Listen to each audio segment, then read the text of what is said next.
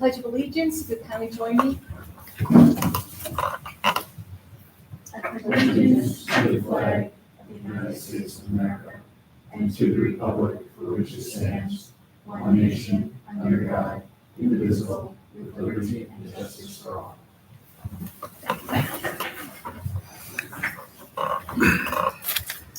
Welcome to the Town of Brunswick Zoning Board of Appeals, regular meeting for September 16th, 2024.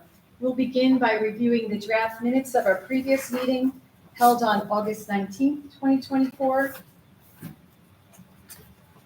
I would make a motion to approve the draft minutes. Would a member second? I'll second. Thank you, Patricia. All in favor? Aye. And I am abstaining from the vote since I was absent from that meeting. Procedurally correct. Approved without amendment. Thank you. We'll review the agenda as was posted on the town website. First up is Blake at 17 Bott Lane, area variance, going to hold a public hearing. Followed by Johnson Associates at 740 Hoosick Road, a sign variance, also a public hearing. We have CVE North America LLC at 511 McChesney Ave, the area variance. And then lastly, Atlas Renewables LLC, Shippey Lane and Brunswick Road, seeking a use variance. We have two new business on the agenda for today. The first is Hilton at 74 North Langmore Lane, the area variance, followed by AJ Signs, 625 Hoosick Road, a sign variance.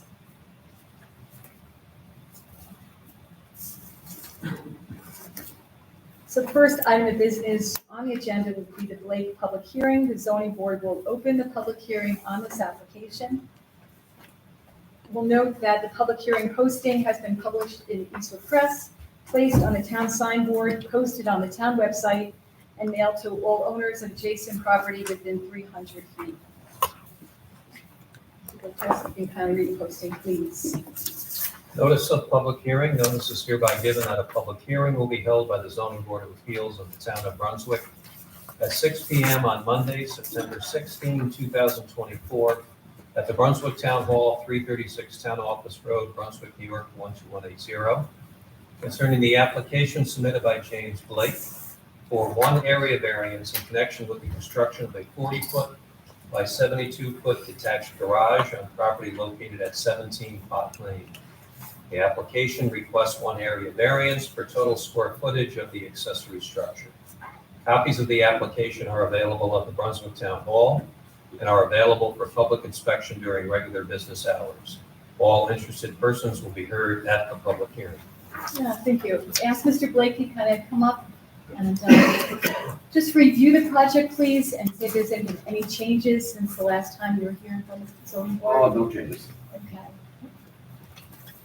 And I just want to give a little brief overview of the project that you're proposing, please. Yeah, detached garage, it's gonna match the house, the same, roof line. It's 40 by 72.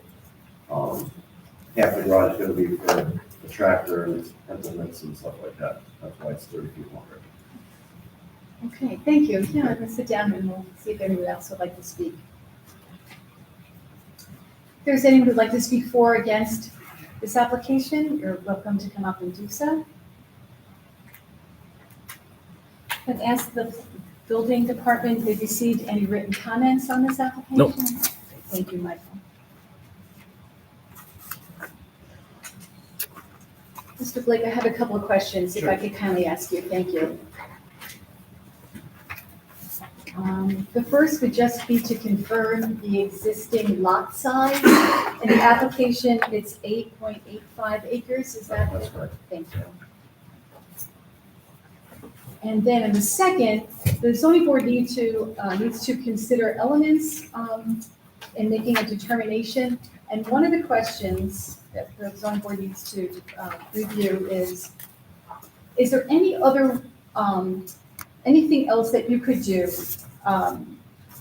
in placing or in designing your garage that would avoid having to get an area variance? So is there any other reason why you could not work with the allowed dimension of the garage. which is, Which is 1,500 square feet. oh, that reason because I want to go 30 feet deeper to bring the tractors in with the attachments. Okay, That's the reason. all right, yeah, thank you. I don't think it was discussed earlier, and I just wanted to bring it up. I have no other questions. Any of the zoning board members have any other questions of Mr. Blake at this time? No? Okay, well, thank you Thank again. you. So hearing no public comment, I would make a motion to close the public hearing portion of this application. Would a member second? I'll second. Thank you, Daryl. All in favor? No. Aye. So the public hearing is closed. The zoning board members are prepared to deliberate and act on the application. We'll note that this is a residential application, no or minor environmental impact. The type 2 action under the State Environmental Quality Review Act, so no further seeker determination is required. We'll also note that the Rensselaer County Bureau of Economic Development and Planning has submitted their letter, and that they say that local consideration shall prevail.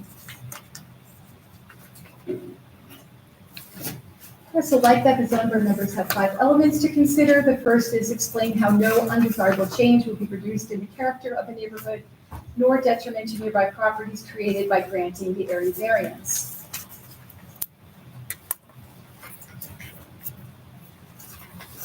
You can note that the proposed garage in this ag overlay zoning district, located to be not visible from Bot Lane and designed using the height of 20 feet, materials and colors as the primary house structure will not change the character of the neighborhood, nor be a detriment to neighboring properties.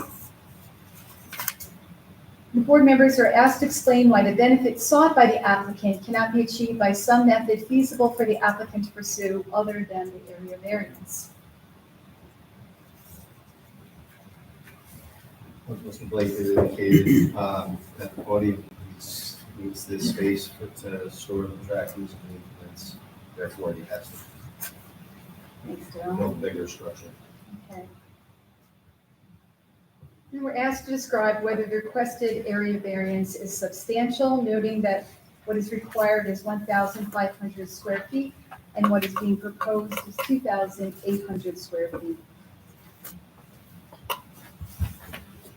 It's 2,800 feet. Oh, pardon me. It's 40 by 72. Yes, thank you.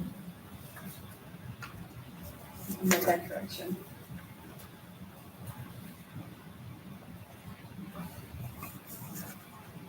I would say while it is substantial as the dimensions being proposed, it's almost double the allowed square footage. The, where it's being proposed is, and the dimension is kind of tempered by the size of the lot, 8.25 acres.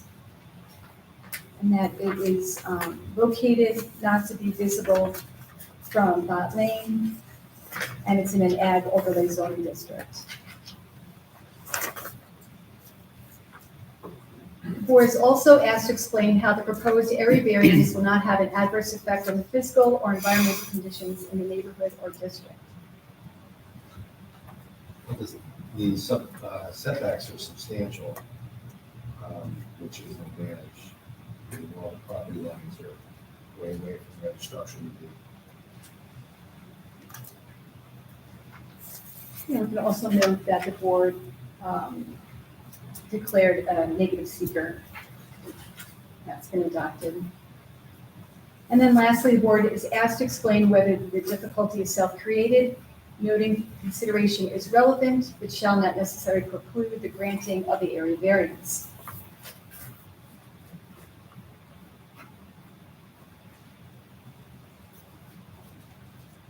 Well, it's self-created because he wants a structure over the size limit, but given the acreage that he has, like he's saying with the tractors, the implements, its size of the barn is necessary for the equipment, and given its location, it's not gonna cause any issues with neighbors.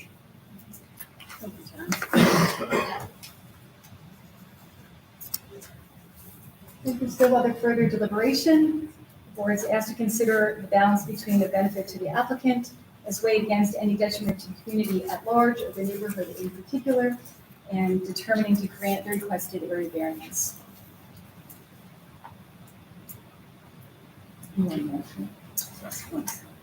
I'll make a motion that we accept the approved fee area variance. Member second. Thank you, Carol. All in favor? Aye. So your variance has been granted. We just want to continue the work that you're doing with our hardworking building department going forward. I will. Okay, great. Thank you. Yeah, you're very welcome.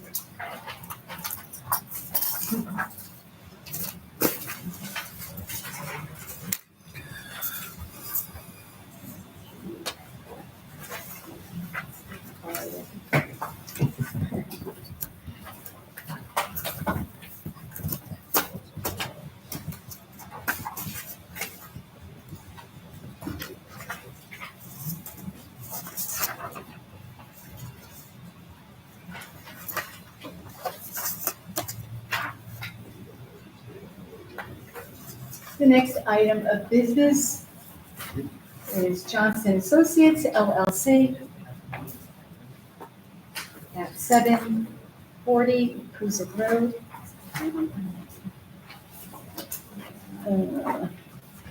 740.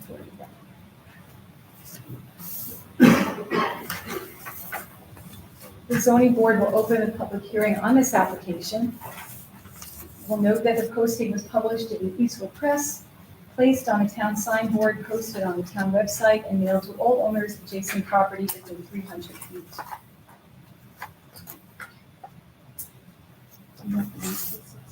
Oh, you're right. I'm sorry. We'll wait. That clock's a couple minutes slow. 6:14. That's a couple of this. Okay. And we are waiting the additional minutes because in the posting, it said that the public hearing was going to begin at 6:15. So we'll wait for that.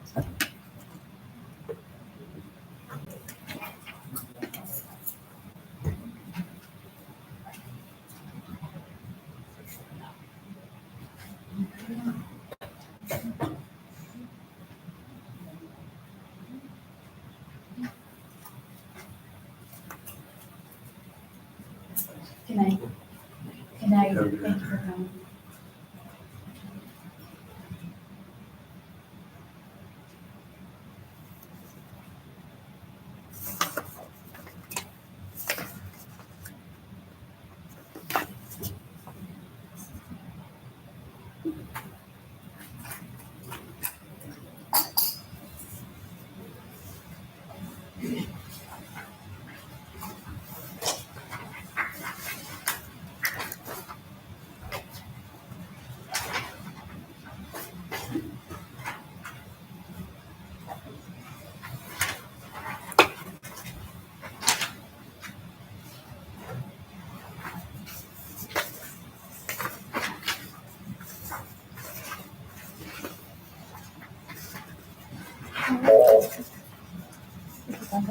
All right, so we'll open a public hearing on this application. Notice where it's going to be all sent to. I'll ask Attorney Gilchrist to kindly read the posting, please. Yes. Notice of public hearing, notice is hereby given, and the public hearing will be held by the zoning board of appeals of the town of Brunswick at 6:15 PM or as soon thereafter and may be heard on Monday, September 16, 2024, at the Brunswick Town Hall, 336 Town Office Road, Brunswick, New York, 12180. Concerning the application submitted by Johnston Associates LLC for one sign variance in connection with the Walmart Plaza on property located at 740 Hoosick Road.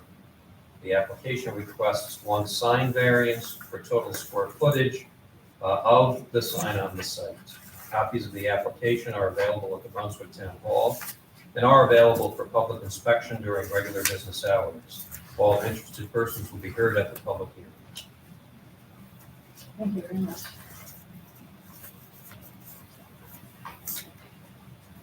Mr. Angster, if you want to kind of come up and just give us a brief overview of the project and tell us if there have been any changes since the last time you were in front of the board.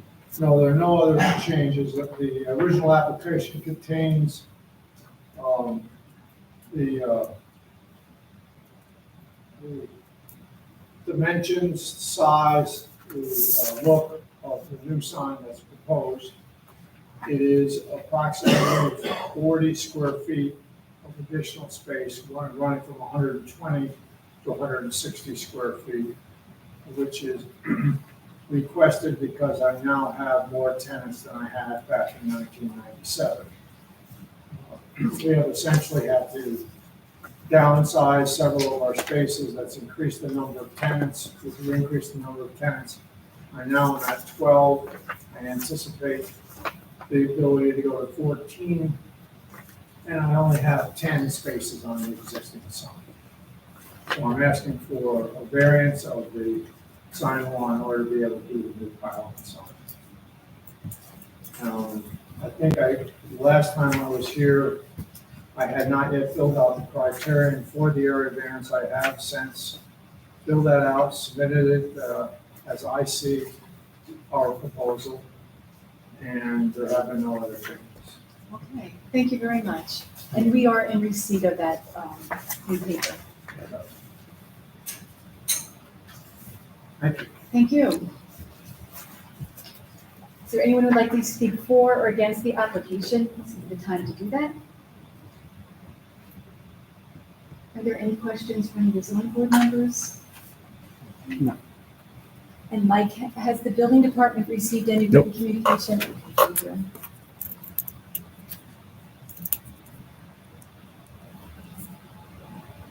And we'll note for the record that the Rensselaer County Bureau of Economic Development and Planning has determined that the proposal does not have a major impact on county plans and that local considerations shall prevail.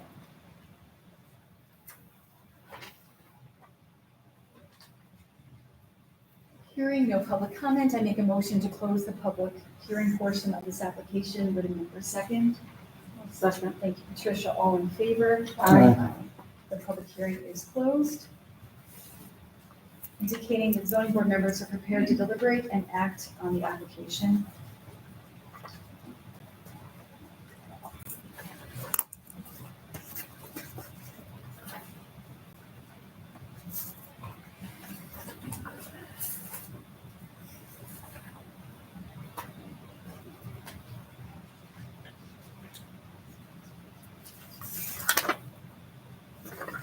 So this is a non-residential seeker review process. In the application is a short environmental assessment form. And under the Seeker Review Act, the board needs to review the information contained in the environmental assessment form to determine whether, in the board's opinion, there is the potential for at least one significant adverse environmental impact from the proposed action.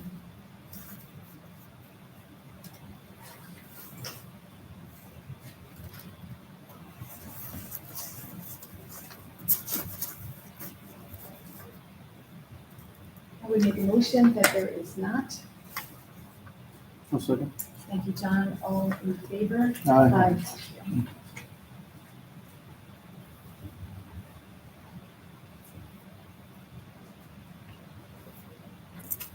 The board is asked to explain how no undesirable change will be produced in the character of the neighborhood nor detriment to nearby properties created by granting the area variance. Well, the sign is going to be in the exact location that it currently is. And it's a two-sided sign. And it's only asking for an additional 40 square feet total. So it will not have any undesirable change in the character of the neighborhood. Thank you, Patricia. Board is also asked to explain why the benefits sought by the applicant cannot be achieved by some method feasible for the applicant to pursue other than the area variance.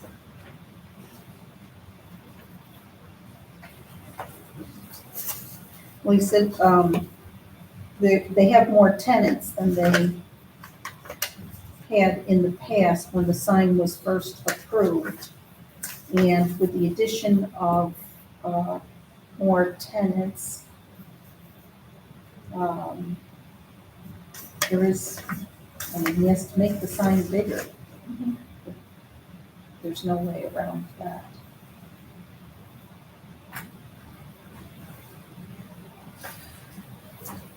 Absolutely.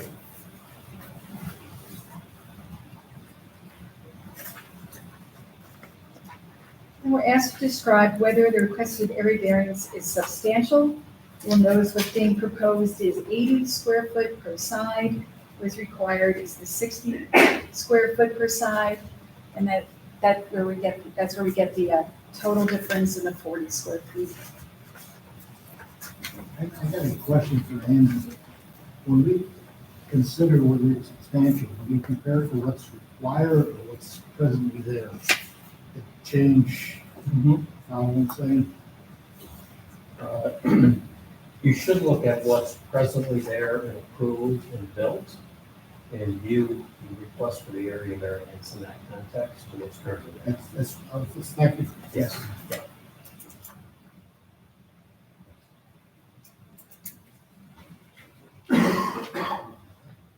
When that said, it's not, I don't think it's substantial at all. I would agree. I think it's what's needed for the safety of the traffic. And to be able to read the font on the sign. Thank you, Darrell. Yep. We're also asked to explain how the proposed area variance will not have an adverse effect on physical or environmental conditions in the neighborhood or district.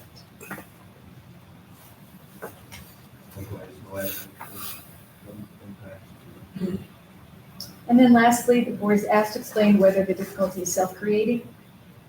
The consideration is relevant, but shall not necessarily preclude the granting of the area variance.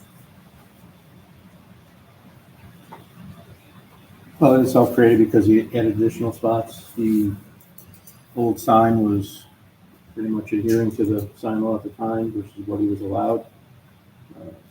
I think it's worth noting that he expanded up there because of needing more space. The sign needs more space and needs to be bigger. Thank you.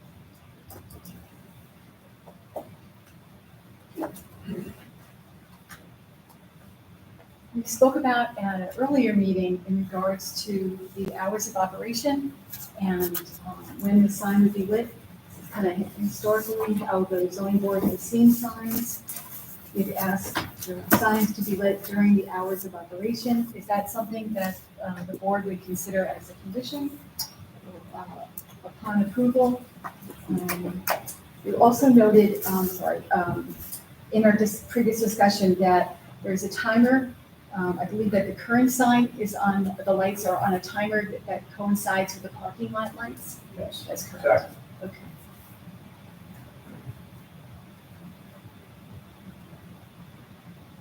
So then just to confirm, the hours of operation, that is when that freestanding sign is lit? Well, they're the same, so when those lights come on, that's when the sign comes on. And I don't really have any control over it. This was something that happened when we did the joint venture with Walmart. Mhm. They insisted upon controlling those lights in our parking lot as well as theirs. And they still, to this day, control. Right. But my understanding is that they go on at dusk and off at dawn. Do the signs above the businesses on the actual facade, did they go No. off at the same time? The tenants have control over that, the Okay. tenants operate that, and that's usually hours of operation. Hours of operation, okay.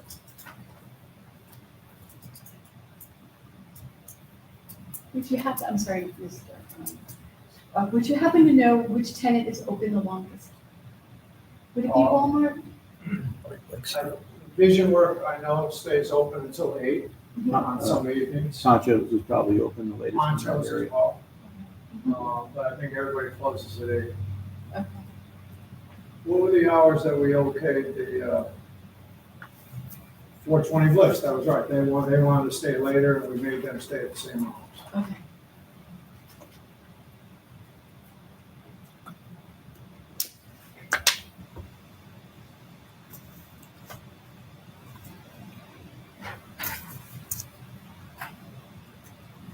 Hearing that, do you think it's necessary to have a condition for, like, be on the timer during the hours of operation, or to continue the way that it's operating now?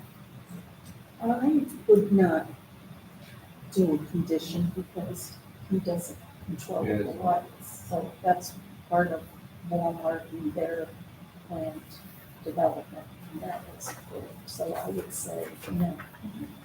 Thank you. I agree with that. Okay. Thank you.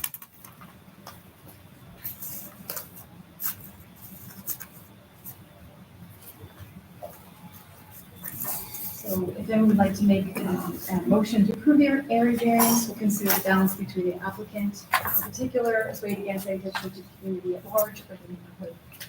In particular, to determine to grant the requested sign variance. Make a motion. And I'm Carol, all in favor? Aye. So second. I'll second. Thank you, John. All in favor? Aye. Aye. So the area variance has been granted. You want to continue the work that you're doing with the building department going forward? Thank you all. Okay, thank you. Have a good night.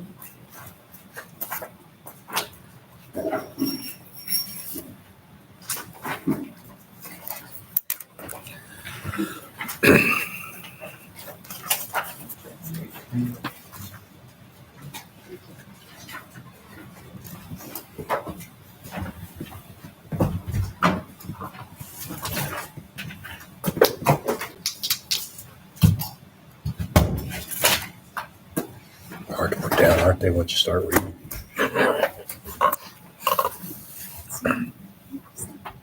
I got two. Which one is this? I don't This is know. CBE. That's the other one. Yes, receive.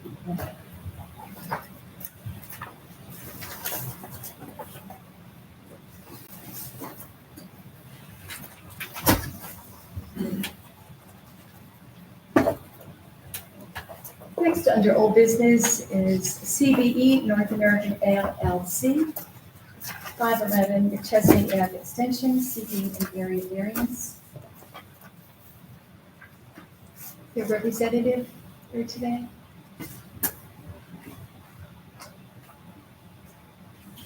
So, I can update the board that CBE did come to the most recent planning board meeting. The minutes reflect that the planning board raised a lot of issues concerning potential visual impact, identified a number of off-site locations to be reviewed for visual impact. And my understanding is the applicant is beginning that work, and that the planning board is in the process of sending out a seeker lead agency coordination notice to start that process.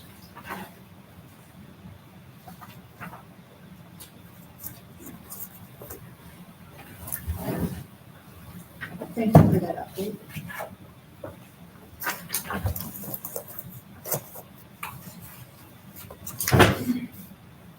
We'll move on then to Atlas Renewables LLC, Sugar Lane, and Brunswick Road, seeking an area variance.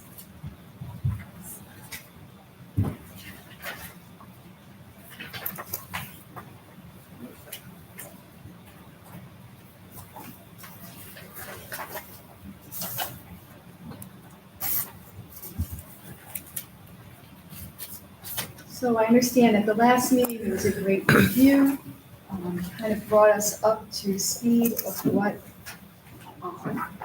where we were in regards to coming out of the moratorium. There were some questions on where we're going to go as going forward. Mr. LaBerge, who is the engineer to help us on this case, was asked to review the technical status of the project. And then Mr. Gilchrist was asked to review the procedural status.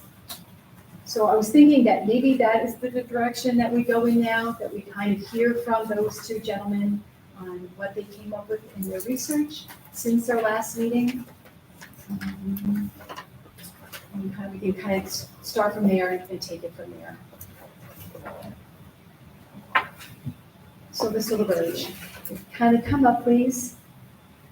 And if you can kindly share with us what you've learned during your review of the technical status of this application, please. Good evening, everybody.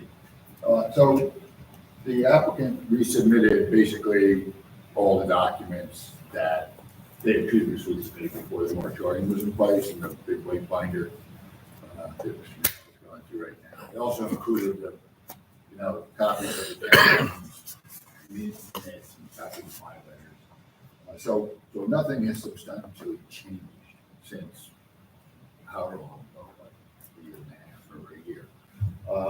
So those documents are going to sit as they are. We still, depending on the course which the board takes, we either have to move forward with saying the application is complete or enter commence the secret process. I don't have any real specific things right now, so maybe that's a little bit qualified, but it, I'm sorry.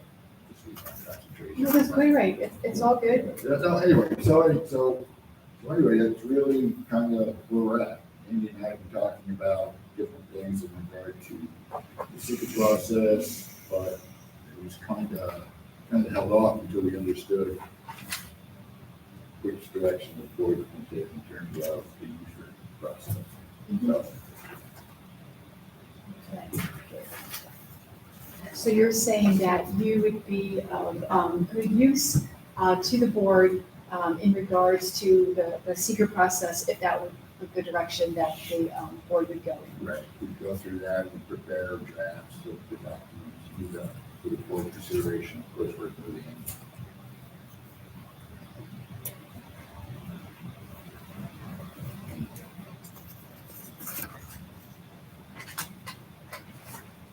Well, thank you. Thank you very much. Yep. Appreciate that.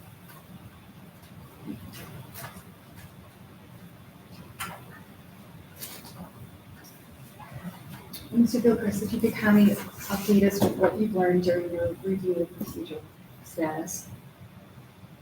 Well, thank you, I will. The board will recall prior to the town's adoption of moratorium, there had been discussion concerning the legal standard of review for this particular variance application. The board's familiar with what I will call the regular use variance standard elements that are listed in the zoning law. 4 elements, the first of which is economic proof that the applicant cannot obtain a reasonable economic return on the property for any of the uses allowable in the zoning district. That's generally the regular standards you apply in use variance applications. This is a solar application, a utility scale solar application. The applicant has submitted the position that a different legal standard should apply, the public utility use variance standard, which is identified under New York case law. So what I can tell the board is that the law on this issue of the standard to be applied is not, in my opinion, definite. Prior to the adoption of the moratorium, there was a decision rendered in a Supreme Court in Greene County. I think I discussed that with you prior to the moratorium. And this is a case called Freepoint Solar LLC against the Town of Athens ZBA. And that's a decision where the court did render a determination that the public utility use variance standard is applicable in cases of large-scale solar applications or use variance. I will tell you that in my opinion, it is something that lawyers will call persuasive precedent, but not binding on the board. It is at the trial level court in New York from Greene County. So it exists. You should consider it. But in my legal opinion, it's not binding on the board, but it is persuasive authority for the board to consider. Subsequent to that, there was a decision by the appellate division here in Albany, the third department. And I will tell you that this decision does not answer the question of which legal standard applies. So this was a case arising out of the town of Cortlandville. It dealt with the town of Cortlandville ZBA. And in that case, both the town and the solar applicant did apply and submitted evidence concerning the regular use variance standards, including economic proof. This case did make it to the appellate division. The appellate division reviewed that, including a review of the economic proof. The court did not address whether that was the proper legal standard of review or an improper legal standard of review. It simply acknowledged this is what the zoning board did in that case, and quite frankly, dealt with it on the merits, using the regular use variance standards. Appellate divisions are at a higher level in our New York court system than Supreme Court cases. The third department sits in the department in which Rensselaer County sits. But again, that decision does not specifically address what standard to apply. It simply reviewed a case in which the regular use variance standards were applied. Okay? So the law on what standard to apply is, in my opinion, unclear, remains unclear. There is authority to apply the public utility standard, but it's not, in my opinion, binding. The applicant has also submitted other administrative decisions where other boards have utilized and applied the public utility use variance standard. That's information the board should consider as well. I have very generally discussed this with the applicant's counsel and offer, if the applicant can submit anything further on this legal issue, it certainly should be considered and taken into account by the board in determining how to complete the review of the application. This, in my opinion, is a threshold legal issue. It's the standard on which to review the application. You've heard Mr. LaBerge say that the application is, from a technical standpoint, if not complete, substantially complete. There is evidence in the application regarding need from the applicant's perspective, as well as impact on the neighborhood and the area in general. Those are elements applicable to the public utility use variance standard.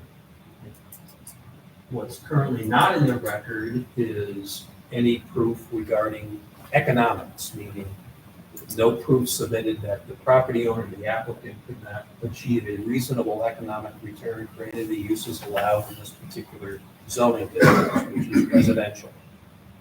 So I wish I could provide better and more direct legal counsel on the applicable standard. This is not a situation where the zoning law in Brunswick is to be interpreted. Okay? This is not a building department determination on zoning interpretation. This is a question of legal review standard. And case law in New York is applicable on that, and unfortunately, in my opinion, is not clear. So having said that, I think the board should welcome any further input from the applicant on that legal issue so that can be considered. And again, not to belabor the point, but it is an initial threshold legal issue which should be determined by the board. It is a board decision. I'll provide you counsel as best I can, but I do not think the law is clear on that issue. Thank you.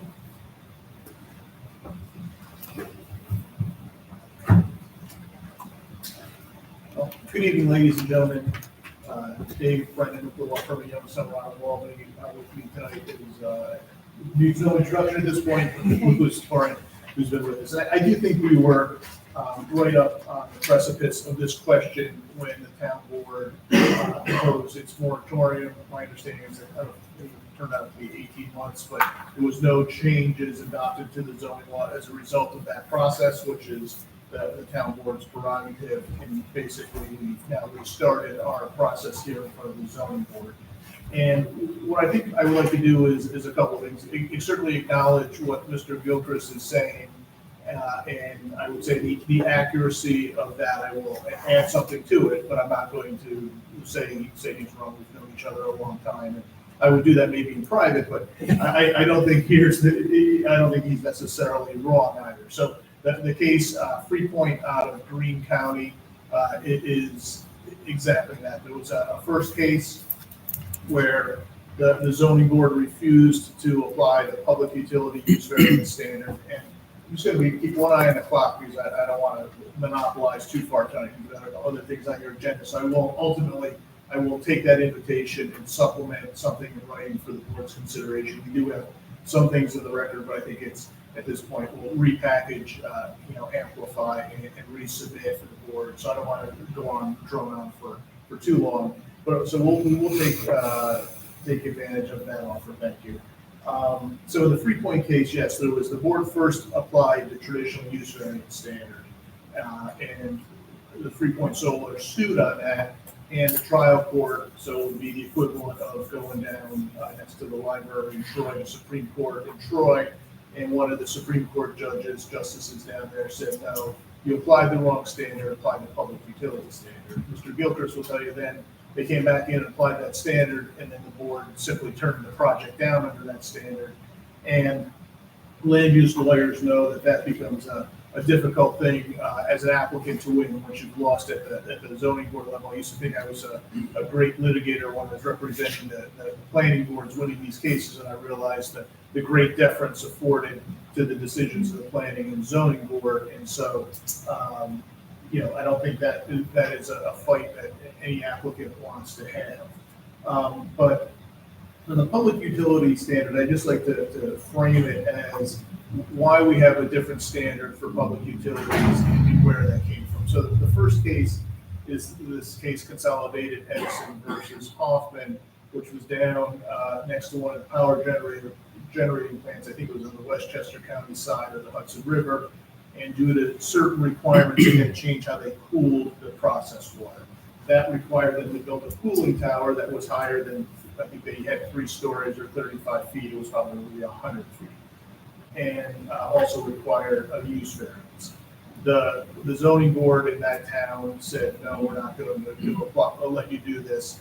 And they went up to the Court of Appeals. And the Court of Appeals said that for public utilities, there's a lower standard or showing for public utilities because they don't have the flexibility to rigidly apply the zoning districts like other uses. And that tied into this idea that, and then it got applied to cell towers. The more recent iteration of this is with cell towers. And I think this board is probably has wrangled with it a couple of times, is a lot of codes that say cell towers are allowed only in the industrial district. Well, that's nice.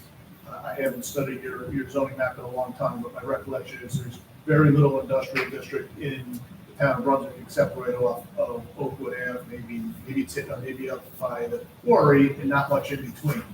And so the idea is if you were to say cell towers, which I'm more familiar with, that use can only be in the industrial district. We'd have one just on the edge of Grafton. We'd have one on the city of Troy. We'd have no service where we sit now because cell towers as a public utility, they do not recognize those boundaries of the zoning district, and they need to be located where the users are and where the infrastructure is. And so that's where what I've done for the last 20 years is go around having these discussions on occasion where we need that sort of latitude to provide the service.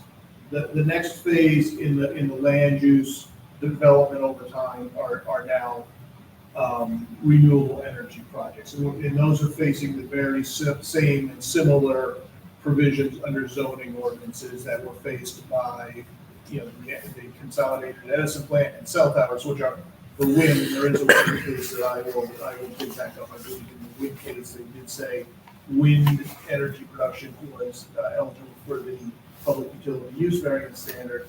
Is that if you zone it only to a certain area of town, but not, I'll say, the hilltops where the wind is, you can't use this. And so it needed to be allowed where the wind was. The new extension of that we've been talking about here is the public utility infrastructure, the grid that all these projects tie into is set up in a certain location. And so I don't want to dig into the details. Lewis can do that at another night on the screen.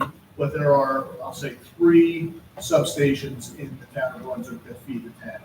Those substations have certain capacity, and the lines feeding into them have certain capacity.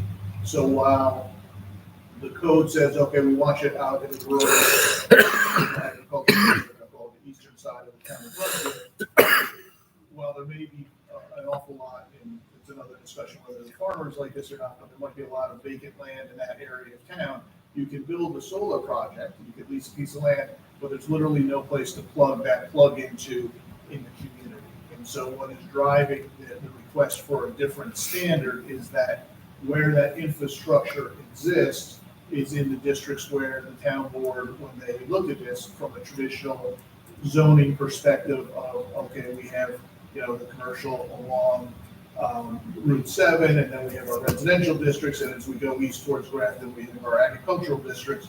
Works from a typical planning perspective on residential and commercial, but doesn't take into factor, there's no zoning district that says here's where our utility infrastructure is.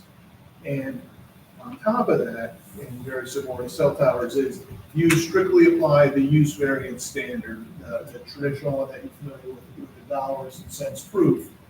You are supposed to go through and say, okay, in the residential district on a piece of property, we have whatever the list of uses are in the town of Brunswick. First one's going to be single and 2-family homes. The next one might be agriculture. The next one is going to be something else. And for each and every one of those, we have to present dollars and cents proof that there is no economic return on this piece of property. Well, the reason why we don't grant any use variances in New York is it's a very rare circumstance where you can show that, because right now, and the same thing happens if I were to apply that for a cell tower. There's most every cell tower I'm familiar with, we usually have a house in the front, a farm going, and we plop the cell tower on the edge of the farm field. Well, there's already a use there. There's already an economically viable use. If I had to say we can only do this in the absence of all economic viable uses, I can never meet that standard. So that's kind of what was wrangled with by the Court of Appeals when they said we need to have a different standard for public utilities. In doing that, the standard is really, and what I always preach to Lewis and some other clients, is what we're looking for in good projects, because there's language that goes on to say that the showing necessary for applying the public utility use variance standard is correspondingly lower when the impact on the community is lower.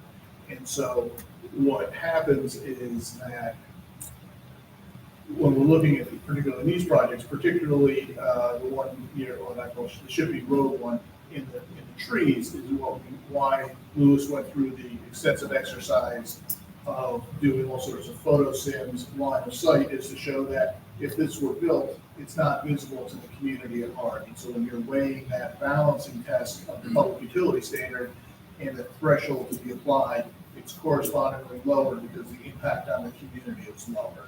So, I've talked for probably 10 minutes. We can talk longer if there's any questions you want me to try to wrangle with before I leave. But other than that, I think I should repackage what we have.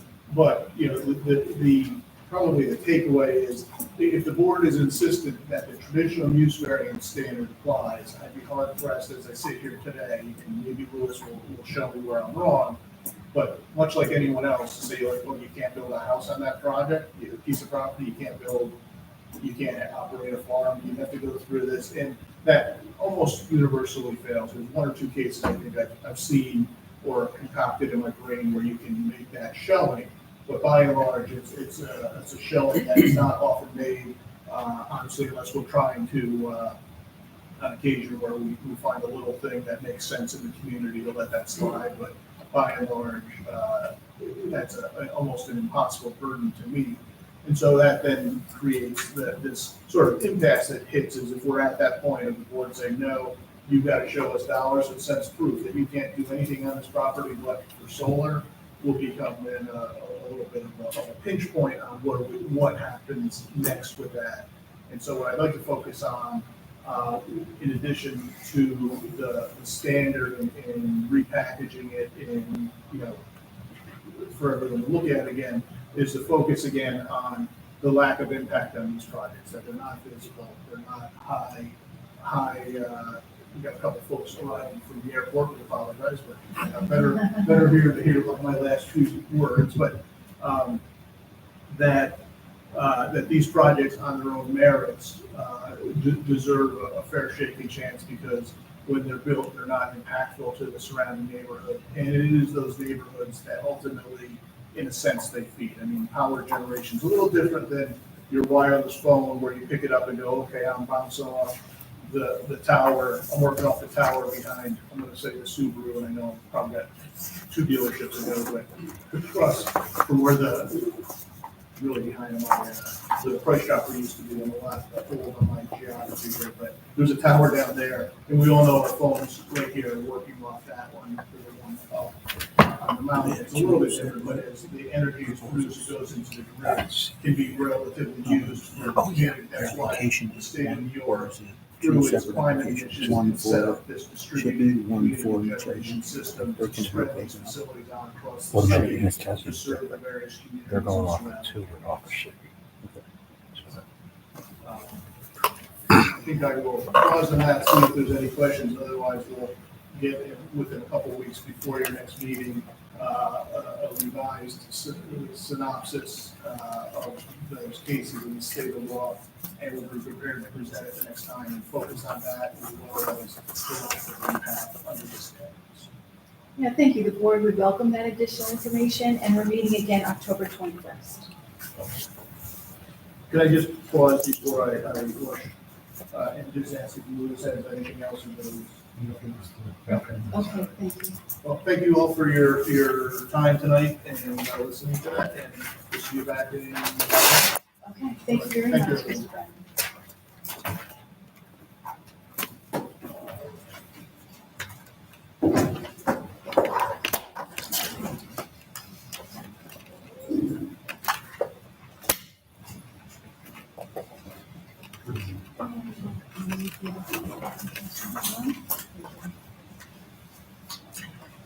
We have a new application, Hilton 74 North Langmore Lane.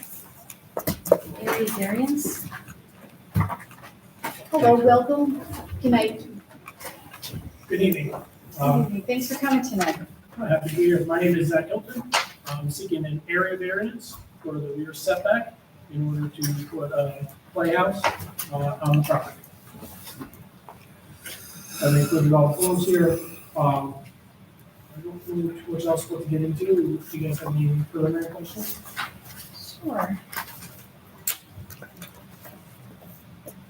So you want to be 5 feet from your rear property line, Yes. and you said that it's all trees back there? So across the property line, there's a line of trees, which actually sort of ends just beyond where I would like to sort of put that. So I have a picture, and you can sort of get that from the picture there that it is the springtime when they took this picture, so there's not any leaves there, but you can see just beyond the white line, there are a couple of trees, again, no foliage, so it doesn't help come across the satellite image there, but just beyond there, that's where the line of trees ends. Then whose property do you border back there? Buck's Farm. Oh, Buck's Farm, okay. Is that a road there It's sort of like a little road that they use to sort of travel for between. farming? Yes. Yeah, okay.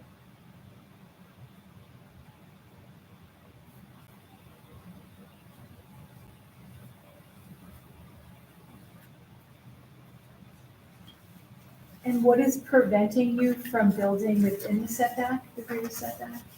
So within the rear setback, there's no flat piece of land, so it would have to be, not level, which is obviously undesirable. And then there's additionally, no logical sort of flat area on the property for, playhouse or otherwise. Even on the one side of the house, like that, like on, So looking at it from the top down, looking at the house on the left side, there is a small flat piece of area, but it would sort of just be right in the property. Most of the property is inclined, and then we lose all sort of the flat plane.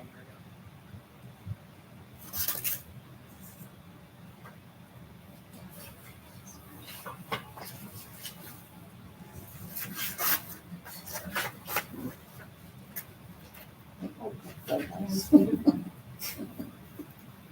And this is what you intend to build, what you've included in the application? Yes, that's a proposal, sort of a lean-to, because the way the sun comes in, we want to sort of get a lot of light in there. It would sort of roll off the back. It doesn't have the correct dimensions. It's going to be 10 by 12, but that is the style.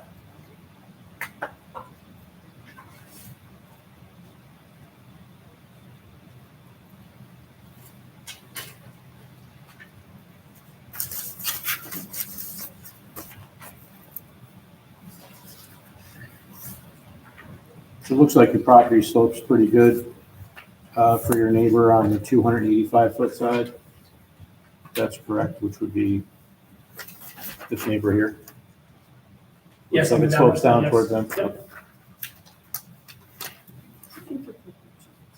So it is an R40, I believe, because of the incline. But don't quote me on it, that's just my understanding. Zoning. It's doable.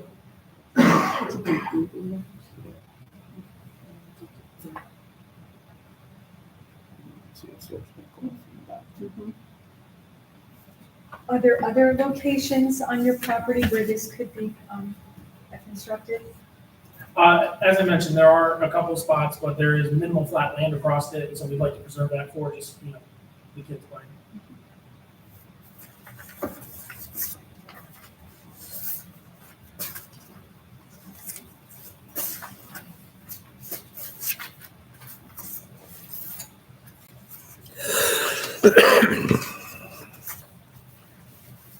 All right, well, the application appears complete for the purpose of holding a public hearing, and that would happen at our next meeting, which is October 21st, 2024 at 6 o'clock.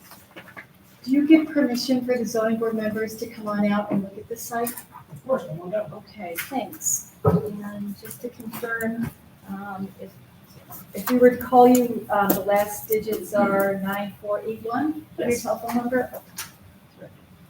All right, well, thank you very much. We'll see you in October. Thank you very much. Good night. Good night. What time is that public here? 6 o'clock. 6 o'clock, okay.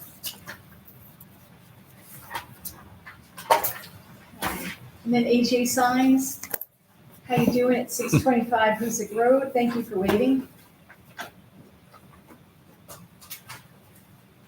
Hello, Hi, I have some supplemental material I'm supposed to pass out. fine, thank you very much. Sure. Yes.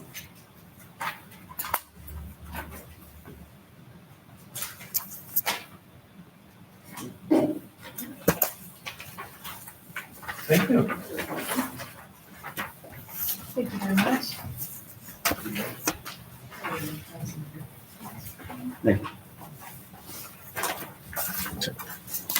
You need one? Pat?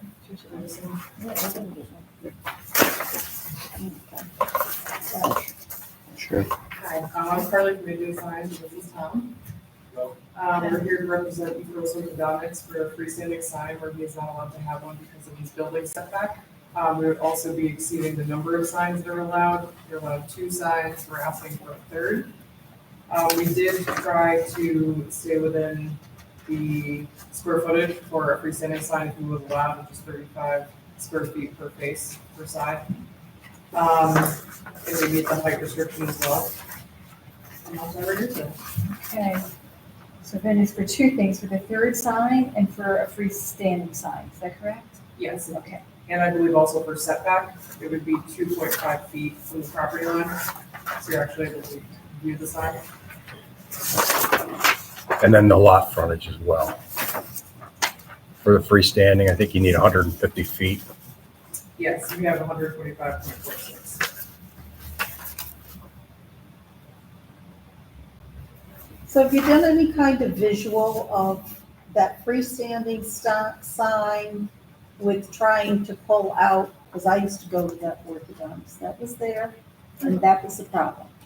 Coming out, trying to get out onto Hoosick Street from that side road. So I'm just wondering, with that standing sign there, have you done any visual to get forward to the left? Yes, we've been out there numerous times, we did a couple different measurements from site, from leaving, from coming in, from turning in both different ways on Hoosick Street. And this is where we came up with the setback and where exactly we put the sign, which is 20 feet from the side and then 2.5 feet from Hoosick. Basically, the goal of this sign is for safety. You know, Hoosick Road is very busy most times during the morning, at night, during the day. So actually, when I came out to visit this site for the first time, I'm using GPS, of course, I drove right by it, and it took me a little over 10 minutes to turn around in the plaza to get there. Which if I had orthodontics appointment, it'd be a little bit late for that. But I think really, you know, it's basically for safety of the drivers and the patients. If you go by there now, there's the two wall signs, one on the side of the building, one on the front of the building. The one on the front of the building, unless you're looking 90 degrees out your window, you don't see it.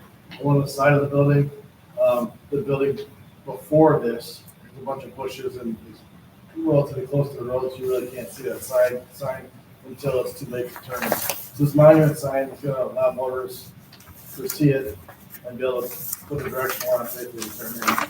It's actually, if you go up down that section of Hoosick, almost everybody has a monument sign that's relatively close to the road. I think it's just in such a busy stretch, it is a directional aid for everybody. And you're proposing to put almost an identical sign on the side of the building? Yeah, so replace the one that's on the side of the building, replace the one, This one here, because it almost looks like they're, when you look at it like that, like they're doubles. So, pretty much. all right, just making sure that wasn't like a shadow or something. Or, That's the hope. okay. Is there an address on there? Number? Yeah, there. And a question for the building department. Is there a sign variance needed for a sign on the side of the building? I'm looking for that, just in the front of the buildings. I believe so.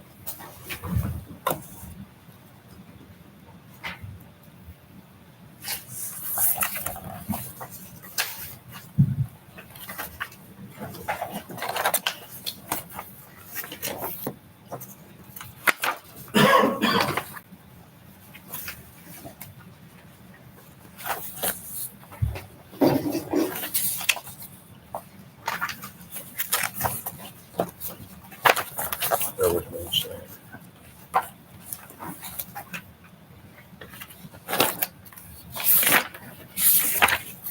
Is the sign gonna be blue? It is. Those are his brand colors. Only the letters illuminate at night though.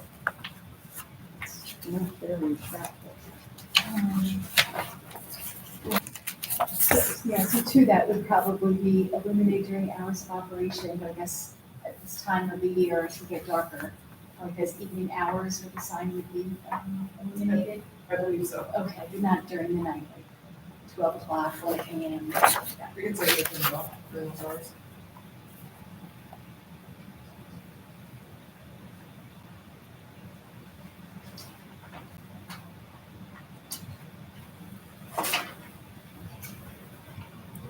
All right, well, I don't know if we should take time up now to look at this. Yeah.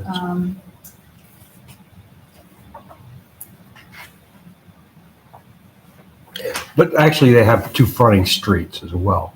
Leonard Ave was it, right? Yeah, Yeah. Yeah, they have two. okay. I think that's why we didn't. Setbacks.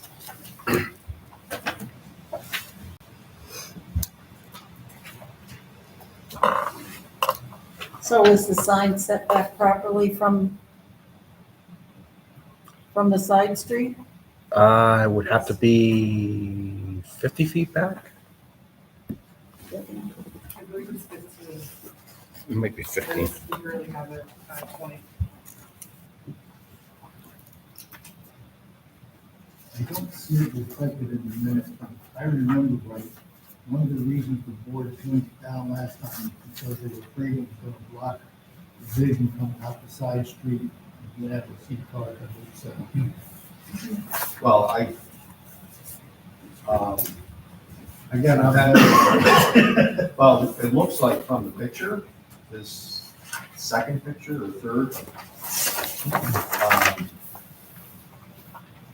it doesn't, from this image, it doesn't look like it would be blocking anybody's view from traffic coming down. I think that's what I thought, but I lost. But that was one of the main things we talked about, that they were afraid the sign would block the vision from that side building. Well, Is this without for- a sign, it's hard to get out of that road. Yeah, I don't But I'm not foresee a sure sign. without going down there again and seeing where the sign would be. That's the reason I brought it up, I think we ought to take a good look at that. If the sign, you guys said that you've done the visual and it's Yeah. fine, it may be set back far enough, it's just difficult to get out there, but that's not what we're looking at For anyway. the next meeting, we can get a definitive number for the edge of the pavement for the sign, so the property owners know exactly how far it is, make sure a car can pull up and see that. Well, the setback may not be the actual edge of pavement either, though. Right, that's why we'll get you a number for the edge of pavement, so we know exactly what that number is. Yeah, and Dr. Walsh has I'm looking at it now, he has a sign on the side of the building where you're proposing the building sign. He has one on the front too. He has one on the front. And I would assume that you want it closer to the corner to kind of give people the intent to turn on the ladder to come in, rather than have it more closer to the center of the building where the sight line wouldn't be an issue. Absolutely. That's what you're trying to accomplish? Yeah, we're trying to direct traffic to the side street, which then his lot is right behind mine. So when you see the sign, they know to turn into that little side street there. That's the goal. We also did carefully place the sign at the 20-foot setback from the second frontage, so you have no problem seeing both sides, if you're turning left or turning right out of the driveway. Based on where it is in this picture, that one, I don't foresee it would be a safety issue. I've been in and out of that street a lot of times, and 5 kids, 4 of which use this or do that. And I've been in and out of this road. I don't, based on where that is placed, that sign, it's, you will be able to see the traffic coming in. What I'm curious is, like, how far from Leonard in that patch of grass, how far is it, closer to the building? Could you provide that information to the board? We would welcome that. You said that if you look into that, yeah, thank you. So if you're traveling, like, up Hoosick, and the building's to your left, is there really a need for the second sign on that side of the building? Because there's already one in front. If there was a sign to give up, it would be the one on the side of the building. We Wall sign. We're replacing light for light there, but if we got the monument sign, definitely we can give up that wall sign. Yeah, because it just seems to be redundant to have. Nope. So That's probably preference of the owner, right? Yes. You want that extra sign there? He would like all 3. We did have a conversation, because it does look a little redundant in my opinion, that if we needed to work with you guys to get something up, we would be willing to work with you to get rid of that second wall sign. We prefer the monument. Well, Dr. Walsh has one there right now, but it looks But he like the one in the doesn't- building is bigger than the one that's on the monument. It looks just, if you wanted to have something to mark where they know that the side of the building is an entrance or whatever with his name on it, that makes total sense. Yep. But the sign on the building, I think because of the color, Walsh's sign blends in with the building. Sure. This is stark, that bright blue. And will those signs be lit, the ones on the building? Or are these just They will be there. painted like a painted sign? They will, So only the they'll all be lettering, only the lettering and illuminating. Okay. Nothing else. Because I don't think any of his signs are lit, No, they're non-lit, they're almost like, just a painted wooden sign, And Walsh's was denied a a monument sign. monument sign, so that's probably why he went with the sign, so that when you're coming up Right. Hoosick, you would see his building. Whatever. Yeah, the only thing I would just take into consideration, if you're parked there in your own vehicle, that angle of sight that, like what Darrell was saying, to make sure that where that monument sign is, in consideration where you're sitting in your vehicle, looking to the east, Sure. can you see those cars coming down, or do you have enough room for one car to pull up past the sign, in between the flagpole, in between the hydrant, in between the power pole to see all the traffic? That's all. There are quite enough accidents on Route 7 now. We don't need to add to it because of visibility of a sign that we approved for sure.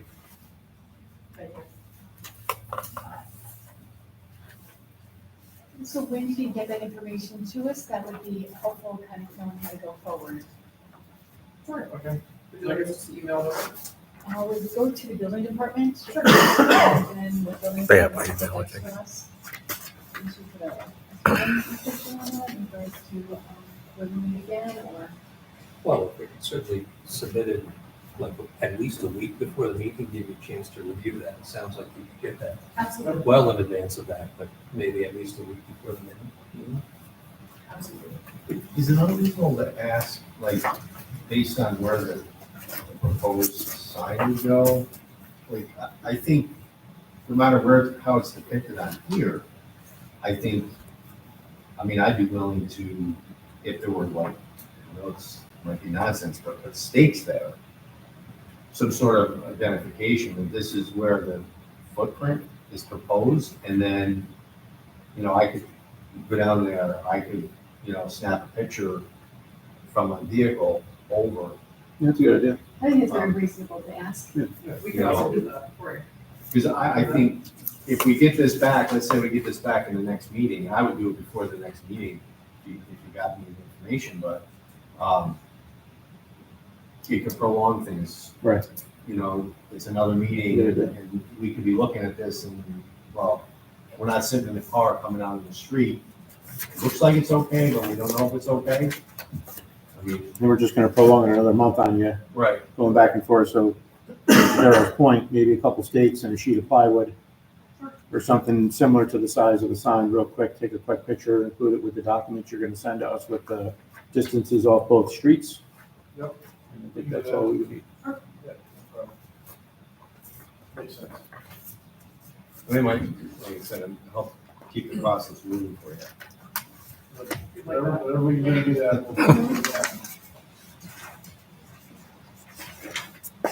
Good, so the minutes will reflect what the board is requesting if we need to check. Otherwise, we'll meet again on October 21st at 6:15 for a public hearing. Awesome. Okay. Thank you so much. Thank you, have a good night. Thanks.